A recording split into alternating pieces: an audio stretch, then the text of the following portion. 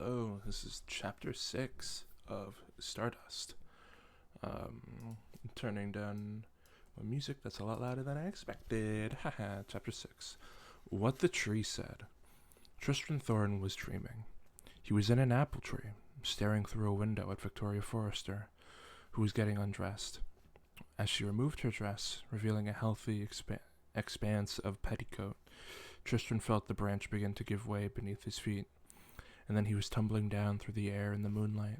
He was falling into the moon, and the moon was talking to him. "Please," whispered the moon, in a voice that reminded him a little of his mother's. "Protect her. Protect my child. They mean her harm. I have done all I can."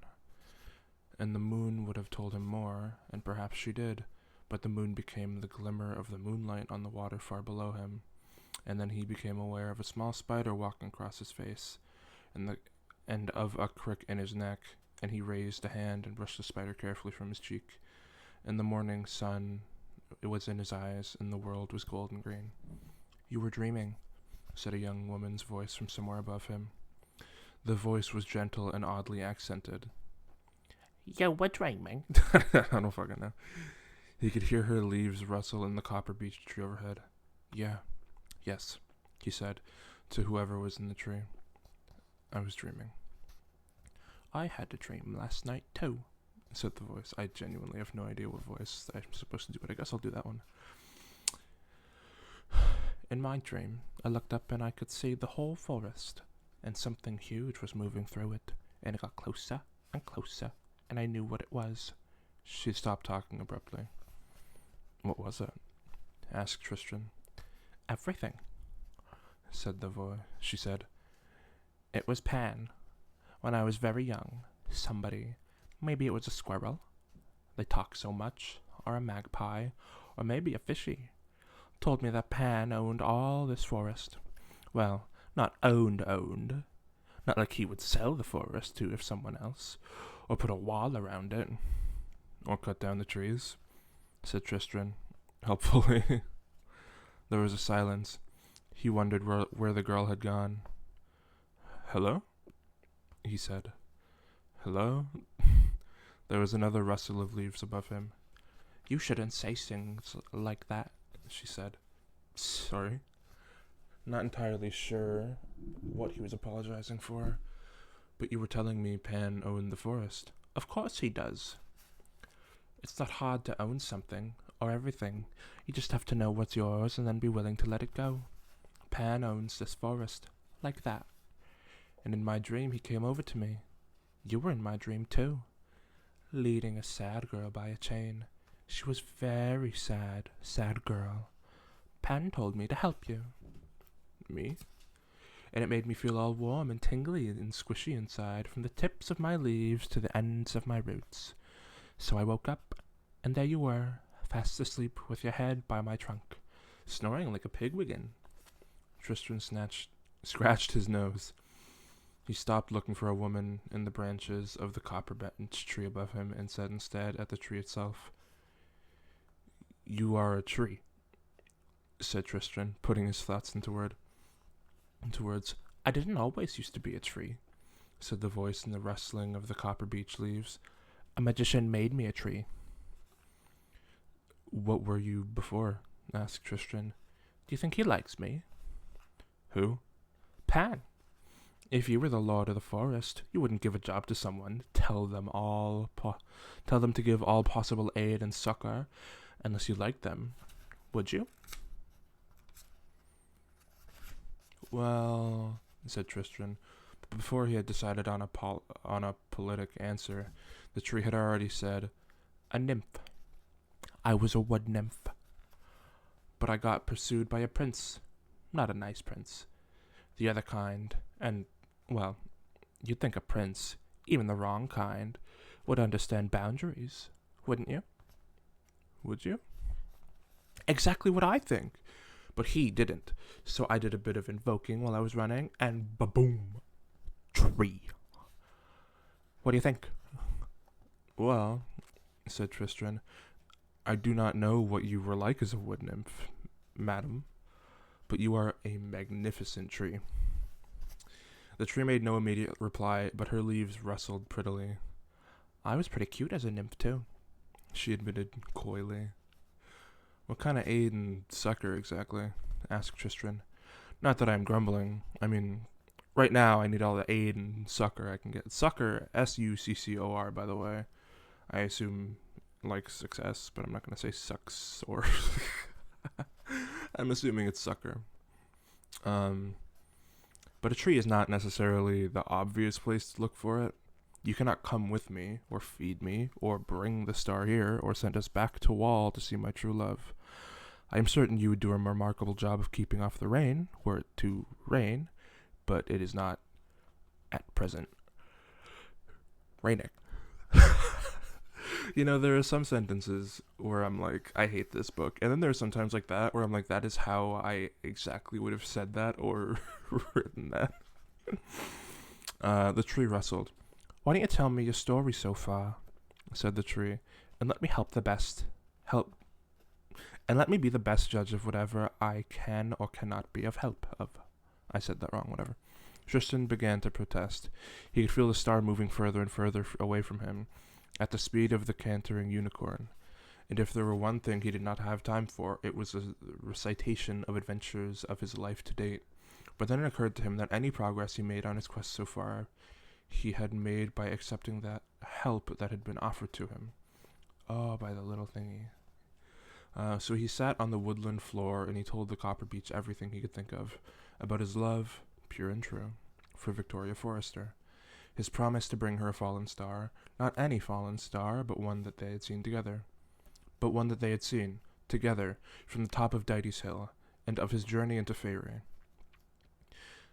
That's weird, there's only one dash in that sentence. I was expecting it to be longer. Whatever. He told the tree of his journeyings, and of the little hairy man, and of a small fair folk who stole his bowler hat, and told her of the magic candle in his walk across the leagues to the star's side in the glade, and of the lion and the unicorn, and how he had lost the star. He finished his story, and there was silence. The copper leaves on the tree shivered softly, as if in a gentle wind, and then harder, as if a storm were coming. And then the leaves formed a fierce and low voice, which said, "If you had kept her chained, and she had escaped her chains, then there is no power on earth or sky that could ever make me help you. Not if great Pan or Lady Sylvia herself to plead or implore me. But you unchained her, and for that I will help you." "Thank you," said Tristram. I don't know if it's always going to be that lower voice now or what.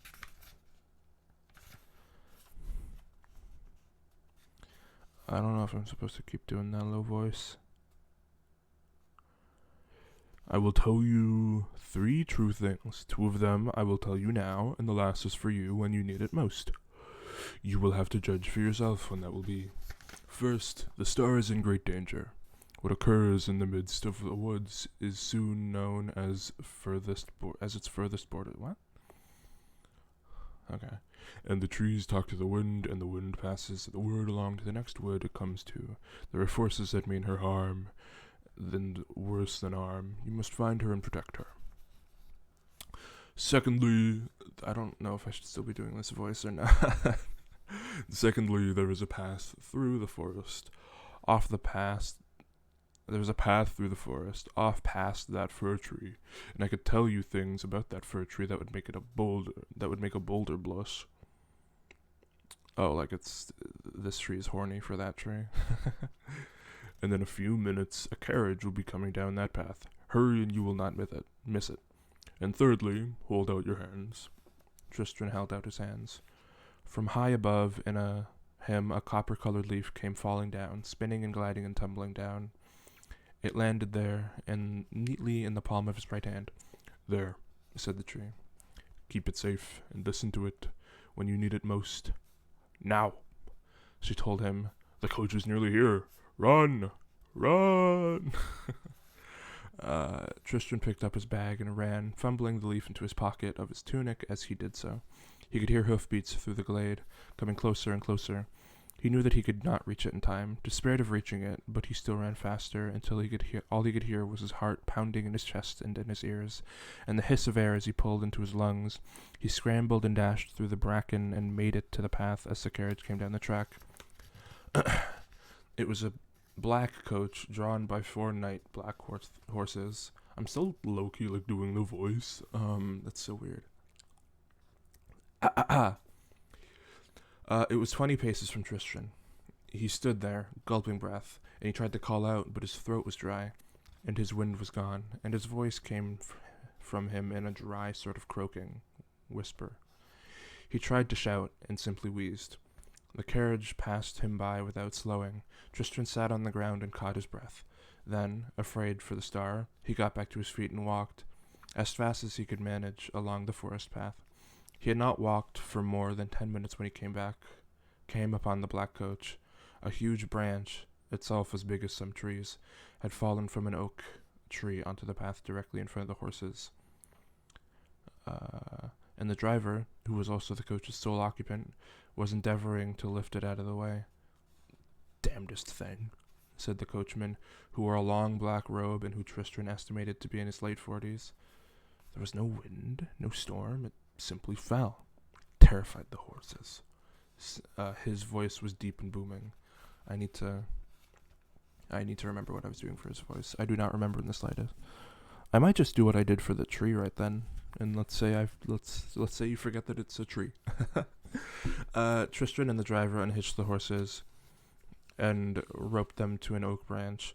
Then the 2 men pushed and the 4 horses pulled, and together they dragged the branch to the side of the track. Tristram said a silent thank you to the oak tree whose branch had fallen, to the copper beech and pan of the forests, and then he asked the driver if he could give him a ride through the forest. "I do not take passengers," said the driver, rubbing his chin. "Of course," said Tristram, "but without me you would still be stuck here. Surely Providence sent you to me, just as Providence sent me to you. I will not take you out of your path, and there may again come a time where you are glad of another pair of hands." The coach driver looked Tristram over from his head to his feet. Then he reached into the velvet bag that hung from his belt and removed a handful of red granite tiles. Pick one, he said to Tristram. Tristram picked a stone tile and showed the symbol carved upon it to the man. Was all the driver said. "Now pick another." Tristram did so. "And another." The man rubbed his chin once more. "Yes, you can come with me," he said. "The runes seem certain of that, although there will be danger. Perhaps there will be more fallen branches to move. You can sit up front if you wish. On the driver's seat beside me. What? Blanking. My brain is dying. You can sit up front if you wish, on the driver's seat beside me, and keep me company." It was a peculiar thing, observed Tristram as he climbed up into the driver's seat. But the first time he had glanced into the interior of the coach, he had fancied and saw 5 pale gentlemen all in grey, staring sadly out at him. But the next time he looked inside, nobody had been there at all. Oh, so we can see ghosts. That's cool. The carriage rattled and pounded over the grassy track beneath a golden-green canopy of leaves. Tristram worried about the star. She might be ill-tempered, he thought, but it was with a certain amount of justification, after all. He hoped that she could stay out of trouble until he caught up with her. It's nice that 2 of the stories are, merged now, because I was getting a little... I think there was one where there were 4 different stories happening, and that was, tiring my brain a little bit. It was sometimes said that the grey and black mountain range, which ran like a spine north to south down the part of Faerie, had once been a giant, who grew so huge and heavy that one day, worn out from sheer effort of moving and living, he had stretched out on that plain and fallen into a sleep so profound that centuries passed between heartbeats. This would have been a long time ago, if it ever happened, in the first age of the world, when all was stone and fire and water and wind, and there were few left alive to put the lie to it if it was not true at all. Still, true or not, They called the 4 great mountains of the range Mount Head, Mount Shoulder, Mount Belly, and Mount Knee. And the foothills were to the south. And the foothills to the south were known as feet. As the feet, there were passes through the mountains, one between the head and shoulders where the neck would have been, and one immediately to the south of Mount Belly. They were wild mountains inhabited by creatures, slate-colored trolls, hairy wild men, strayed wadwos, Wodwos, wadwos, mountain goats and mining gnomes, hermits and exiles, and occasional peak witches. This was not one of the really high mountain ranges of Fairy, such as Mount Huon, on the top of which is Stormhold, but it was a hard range for lone travelers to cross nonetheless. The Witch Queen had crossed the path south of Mount Belly in a couple days, and now waited at the opening of the pass. Her goats were tethered to a thorn bush, which they chewed at without enthusiasm. She sat on the side of the unhitched chariot and sharpened her knives with a whetstone. The knives were old things. The hilts were made of bone, while the blades were chipped volcanic glass, black as jet, with white snowflake sharp shapes frozen into the obsidian. There were 2 knives. The smaller, a hatchet-bladed cleaver, heavy and hard, for cutting through the rib cage, for jointing and segmenting. The other, a long, dagger-like blade, for cutting out the heart. When the knives were so sharp that she could have drawn either blade across your throat, and you would have never felt more than the touch of the lightest hair, and the spreading warmth of your life's blood made a quiet escape, the Witch Queen put them away and commenced her preparations. She walked over to the goats and whispered a word of power to each of them. Where the goats had been stood a man with a white chin beard and a boyish, dull-eyed young woman. They said nothing. She crouched beside her chariot and whispered several words into it. The chariot did nothing, and the witch woman stamped her foot on the rock. I am getting old, she said to her 2 servants. They said nothing in reply, gave no indication that they even understood her. Things inanimate have always been more difficult to change than things animate. Their souls are older and stupider and harder to persuade. If I but had my true youth again, why, in the dawn of the world I could transform mountains into seas and clouds into palaces. I could populate cities with pebbles on the shingle if I were young again.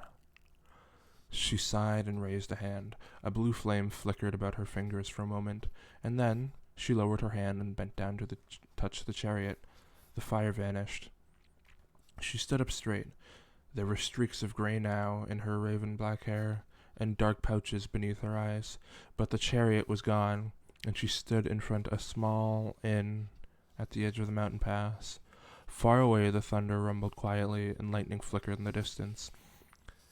The inn sign swung and creaked in the wind. There was a picture of a chariot painted upon it. You two, said the witch woman. Inside. She's riding this way. Inside. She's riding this way, and she will have to come through this pass. Now, I simply have to ensure that she will come inside. You, she said to the man with a white-chinned beard, are Billy, the owner of this tavern, and I shall be your wife. And this, pointing to the dull-eyed girl who had once been Brevis, is our daughter, the pot maid. Another crash of thunder echoed down from the mountain's peak, louder than before. It will rain soon, said the witch woman. Let us prepare the fire. Tristan could feel the star ahead of them, moving steadily onward. He felt as if he were gaining ground upon her. To his relief, the black carriage continued to follow the star's path. Once, when the road diverged, Tristan was concerned that they might be taking the wrong fork. He was ready to leave the coach and travel alone if that happened. His companion reined in the horses, clambered down from the driver's seat, and took out his runes. Oh my god, I'm dying. Then His consultation complete, he climbed back up and took the carriage down the left hand fork. "If it is not too forward of me to inquire," said Tristram, "might I ask what you are in search of?" "My destiny," said the man, after a short pause. "My right to rule." "And you?" "There is a young lady that I have offended with my behavior," said Tristram, "and I wish to make amends." As he said it, he knew it to be true. "Oh, that's sweet." The driver grunted. The forest canopy was thinning rapidly. Trees became sparser, and Tristram stared up at the mountains in front of them, and he gasped. "Such mountains!" he said. "When you are older," said his companion, "you must visit my citadel, high on the crags of Mount Huon. Now that is a mountain. And from there we can look down upon these mountains next. We can look upon mountains next to these." He gestured towards the heights of Mount Belly, and ahead of them are the merest foothills. To tell the truth, I don't know why I'm making his voice more and more nerdy as he talks. "To tell the truth," said Tristram, "I hope to spend the rest of my life as a sheep farmer in the village of Wall, for I have now had as much excitement as any man could rightly need, but with candles and trees and a young lady and the unicorn.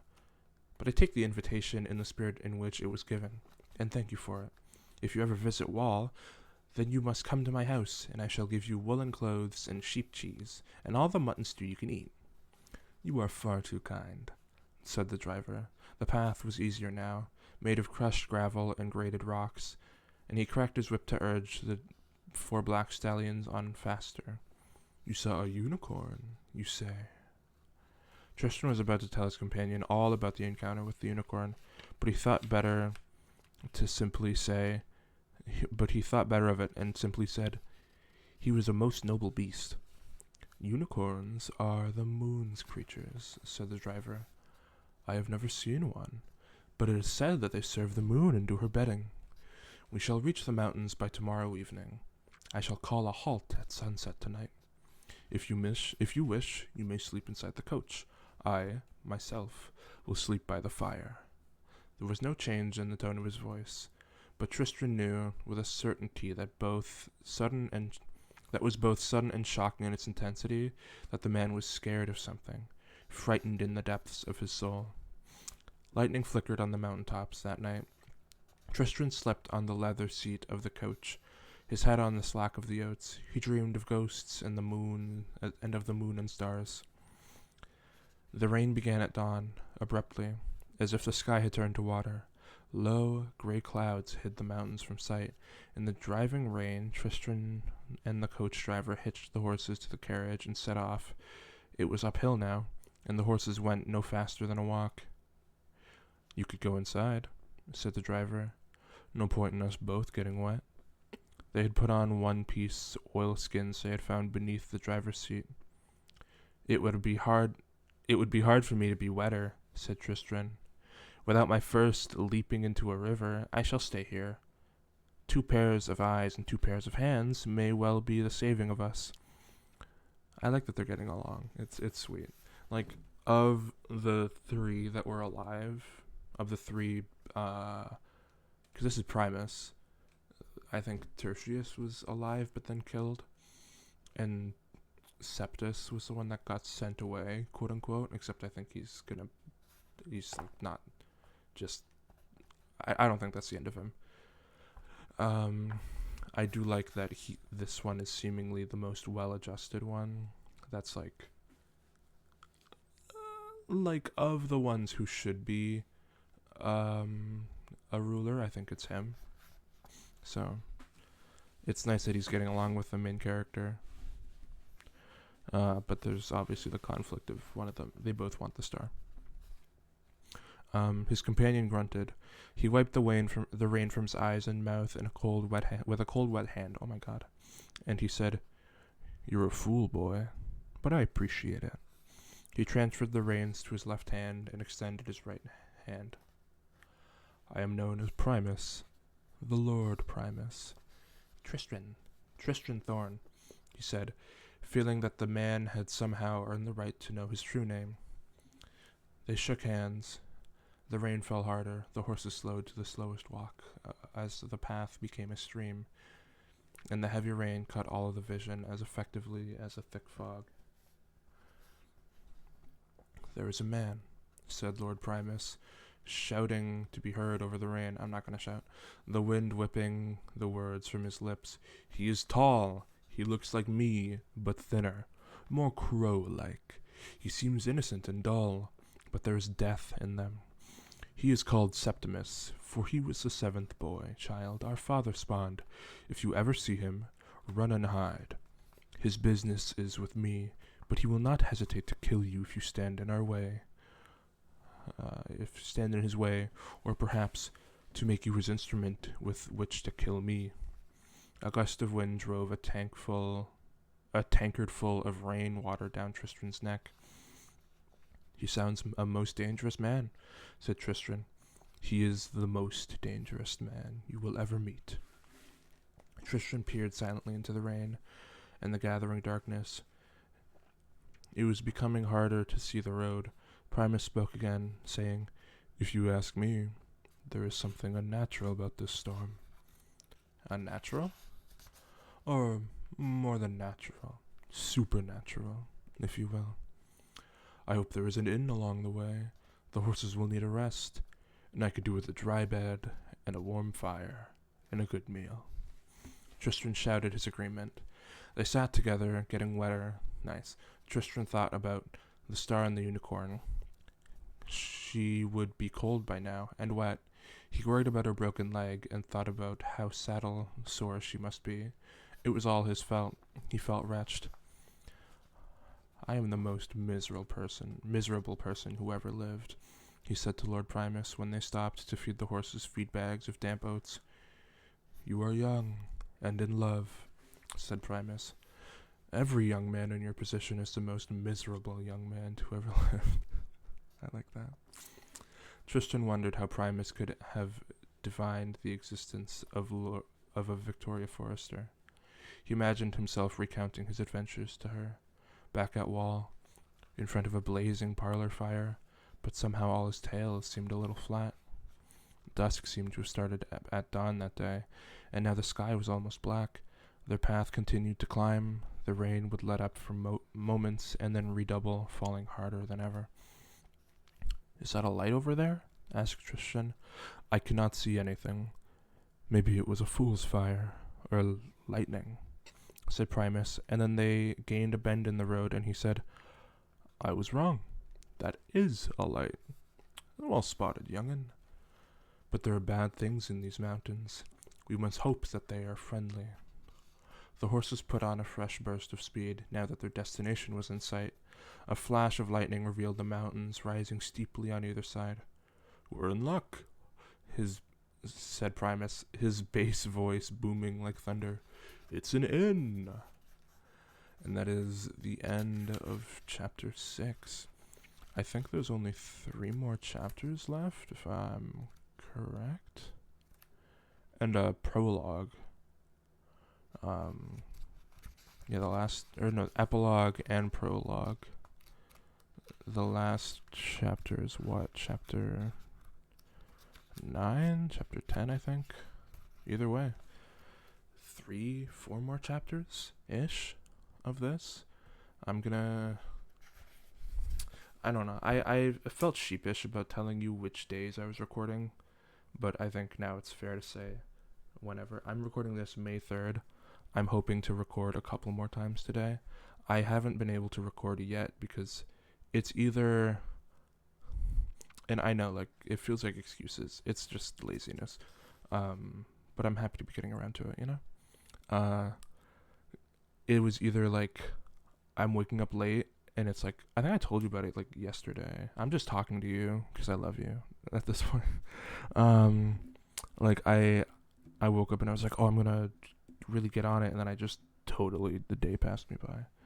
But yeah, I'm happy to be recording. I'm, like, without a doubt, I'm not, like, there's no world where I don't finish this by the time you're home, because I absolutely want to be moving on to The Hobbit, or to, I think it's called Lights Out, is the other one.